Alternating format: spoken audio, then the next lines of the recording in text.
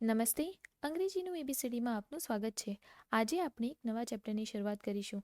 Chapter 2 sounds of વાઉલ ઈ એટલે કે ઈના અવાજ. આ ચેપ્ટરને પણ મેં 4 પાર્ટ્સમાં ડિવાઈડ કર્યા છે. સેમ એ જેવા નહીં, પરંતુ સરળતા ખાતર 4 ભાગમાં. જો તમે આ ચેનલ પર નવા હો તો જણાવી દઉં કે આના પહેલાં વાઉલ એ અને સિલેબલ્સ જે ઉચ્ચાર ઓળખવામાં ઘણી મદદ આપે છે એ ઓલરેડી અપલોડ કરી દીધા છે. જો એ ના જોયા હોય તો પહેલાં એ ચેક કરી લો. આ ચેપ્ટરને સમજવામાં સરળતા પડશે. અને જો ચેનલ સબસ્ક્રાઈબ ના કરી હોય તો એ કરી લો. હવે વાઉલ ઈના ઉચ્ચાર સમજવા માટે જ્યારે હું મટીરિયલ શોધવા બેસી ત્યારે ખરેખર મને બહુ કંઈ ખાસ નિયમો કે કારણો મળ્યા નથી. ઉલટા એટલા બધા અપવાદો મળ્યા કે જેનો એક અલગ નિયમ બનાવી શકાય. એટલે હું અહીંયા ઈના કયા કઈ રીતેના ઉચ્ચાર આવે છે એ સીધા જણાવીશ. તો ચલો શરૂ કરીએ. આ ક્લાસમાં આપણે પાર્ટ 1 જોશું. ઈના બેસિક લોંગ અને શોર્ટ સાઉન્ડ. શરૂઆત ઇઝી શબ્દોથી.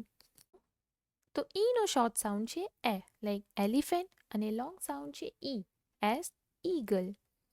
તો સિલેબલ્સના ચેપ્ટરમાં આપણે ઓલરેડી ભણી ગયા કે જ્યારે શબ્દ વ્યંજનથી પૂરો થાય ત્યારે એનો ટૂંકો અવાજ આવે. જેમ કે એગ્સ, લેગ, રેડ, પેન, જેમ, ટેન. તમે અહીં ધ્યાનથી જોશો તો ઈના પછી દરેક શબ્દમાં વ્યંજન છે અને એટલે જ એનો ટૂંકો અવાજ એ આવશે. હવે જોઈએ long sound. Again open syllable રૂલ્સના અનુસાર જ્યારે શબ્દ વાઉલથી પૂરો થાય એટલે કે ઈથી પૂરો થાય ત્યારે એનો લોંગ સાઉન્ડ આવે. જેમ કે હી, શી, મી, દી, વી. આ તો થયા નાના શબ્દો. એના સિવાય જ્યારે શબ્દમાં ડબલ ઈ આવે છે ત્યારે પણ એનો ઉચ્ચાર ઈ જ થશે. જેમ કે શીપ, ફીટ, બી, સી, ટીથ, ચીઝ, બ્રીઝ અને છેલ્લે સાયલેન્ટ ઈ. આ પણ આપણે સિલેબલના રૂલમાં ભણી ગયા. જ્યારે ઈ કોઈ બીજા વાઉલના લોંગ સાઉન્ડને કાઢવામાં મદદ કરે ત્યારે એ પોતે સાયલેન્ટ રહેશે.